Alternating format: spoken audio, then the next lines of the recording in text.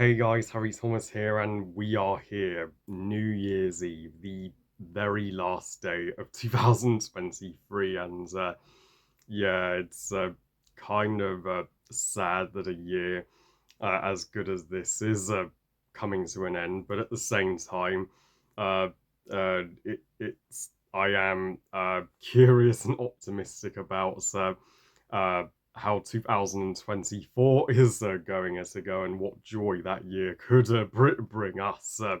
And I know what you're all thinking. How could a year with a pink record breaking Warner Brothers a blockbuster like Greta Gerwig's Barbie possibly have any bad movies in it? Well, even the best year, the 2020s decade, had its share of stinkers, and I am here today to share my top 10 worst movies of 2023.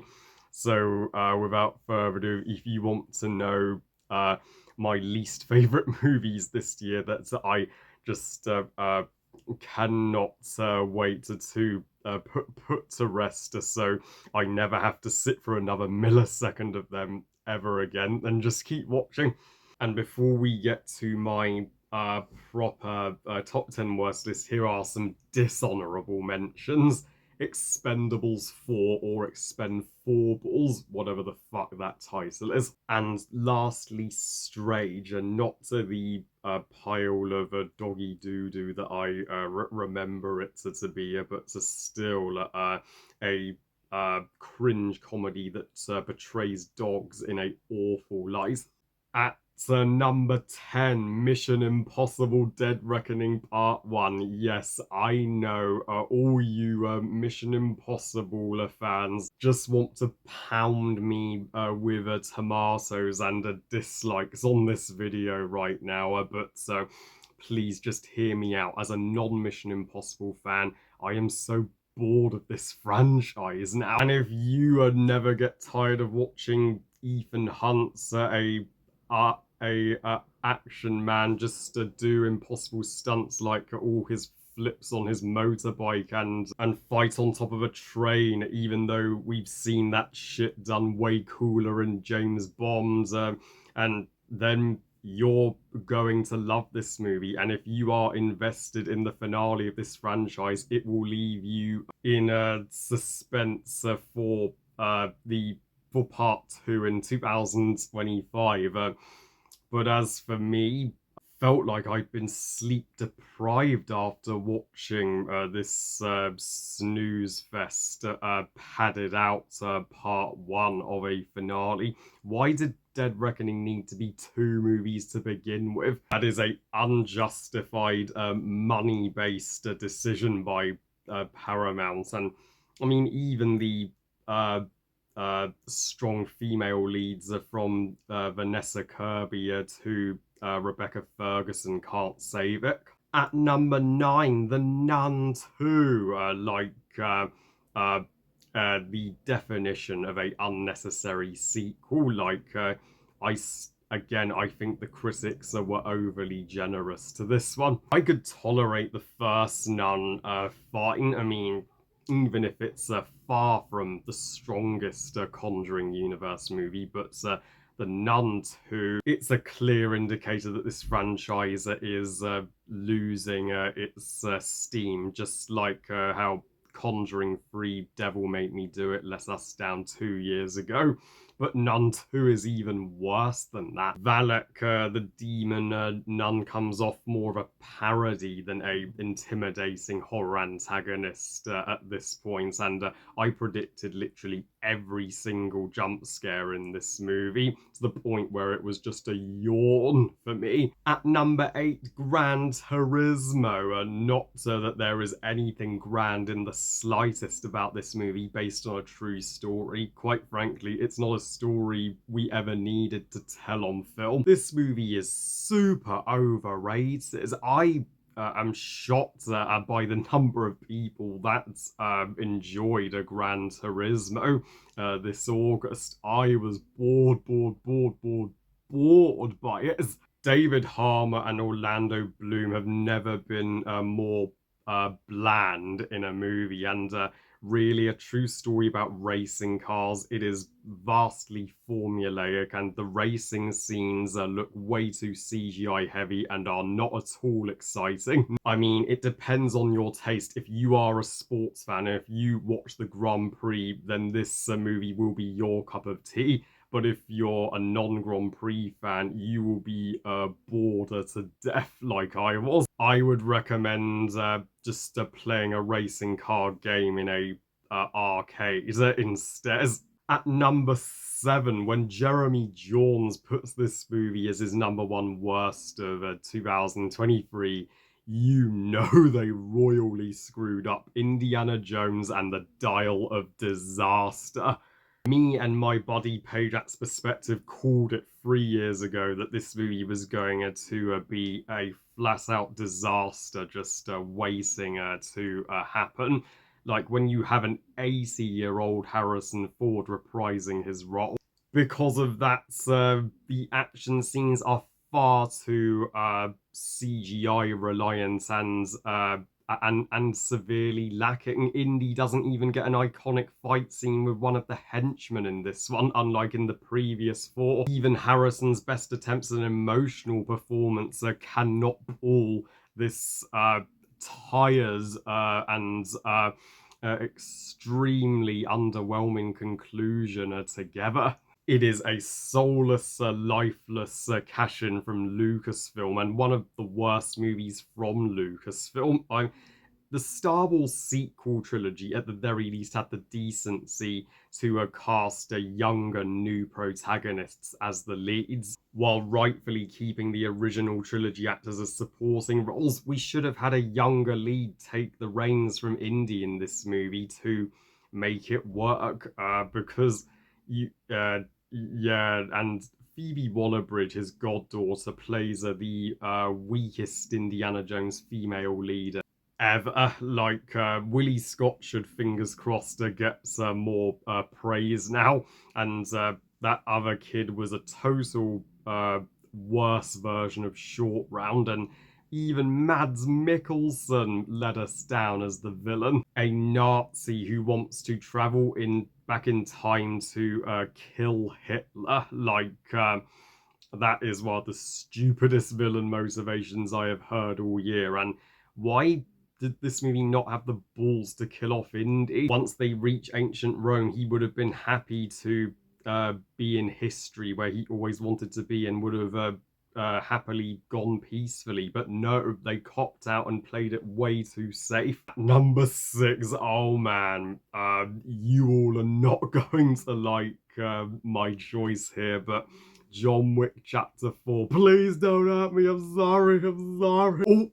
Oh, I think I just dodged a bullet there, but yeah, I have seen people put this as their favorite movie of 2023, and that is totally fine. It was never going to be the target audience for John Wick 4.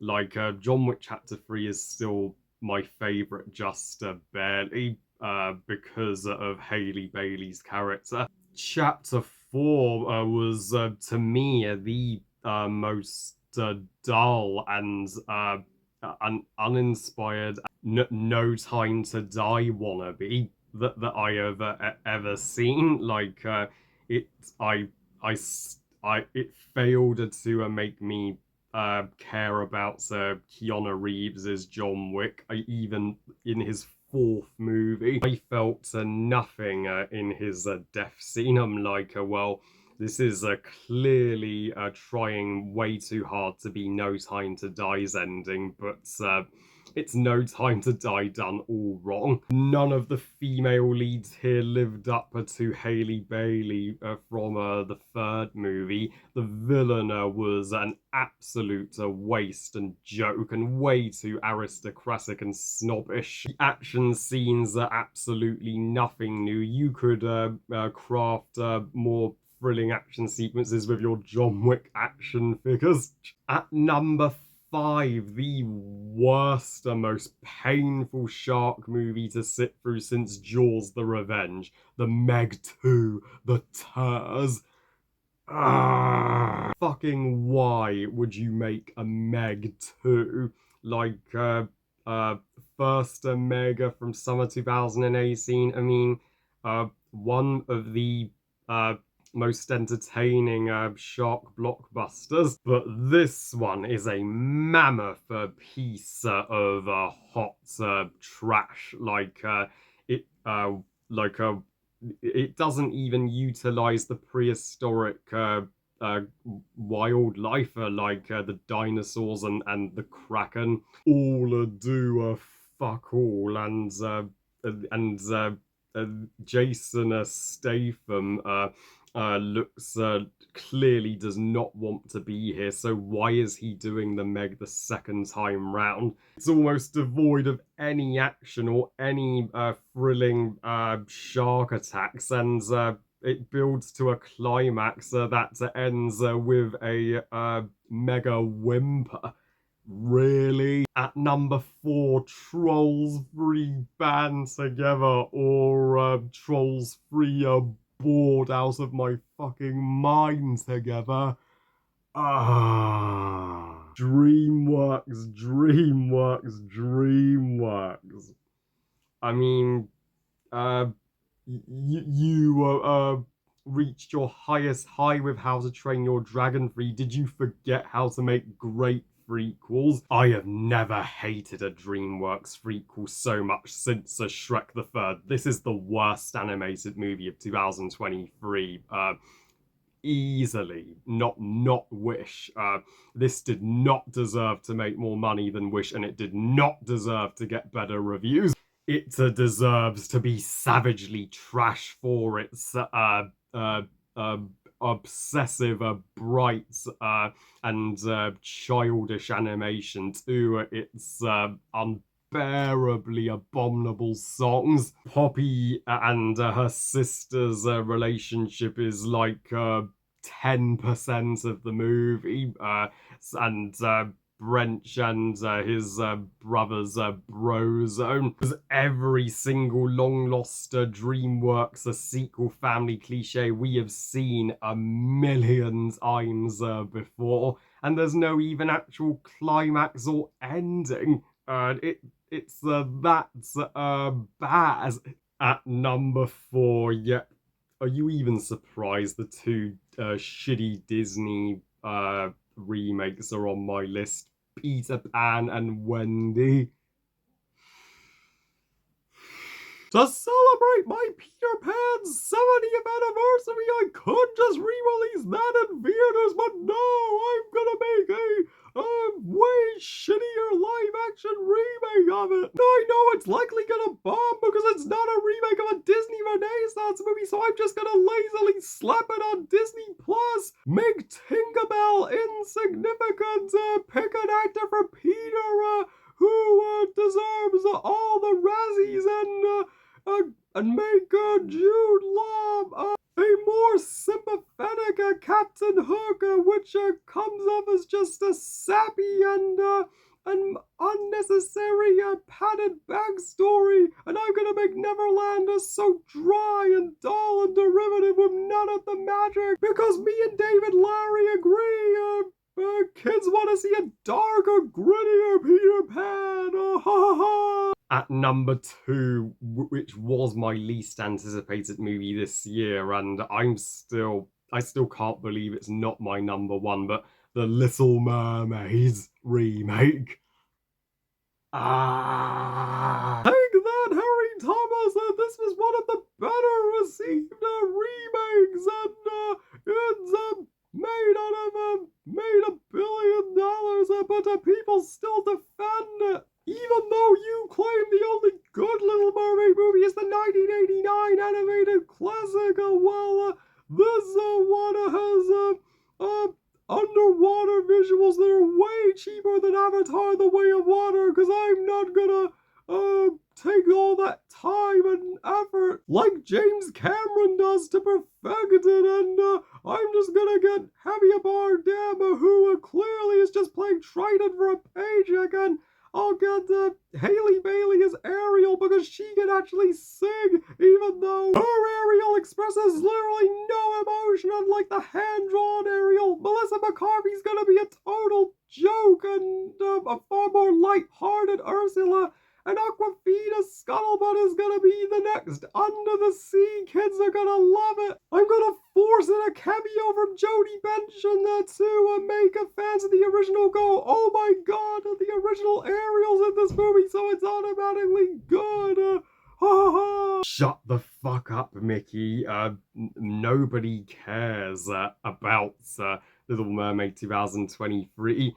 I mean, this would have been my number one worst movie this year, if not for one in February that made my blood boil. And my number one worst movie of 2023 is, I think my Extreme Epic rant back in October confirmed it, Winnie the Pooh, Blood and Honey.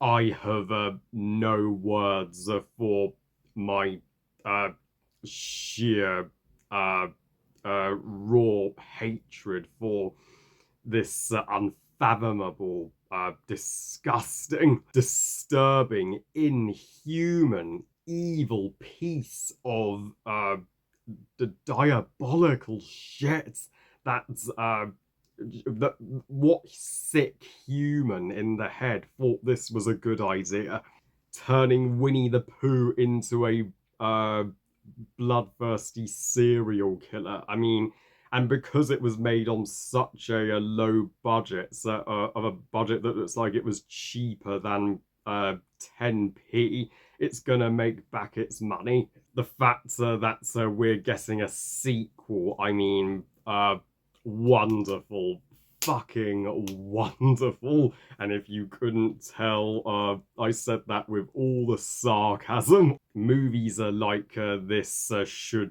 never be allowed to be greenlit. It should be banned everywhere. I mean, to see Pooh and Piglet just torture Christopher Robin and his girlfriend, make you nothing but extremely uncomfortable. This is one of the most uncomfortable and most excruciating movies to sit through since the 50 Shades trilogy. So yeah, I am proud to call Winnie the Pooh, Blood and Honey the worst movie of 2023.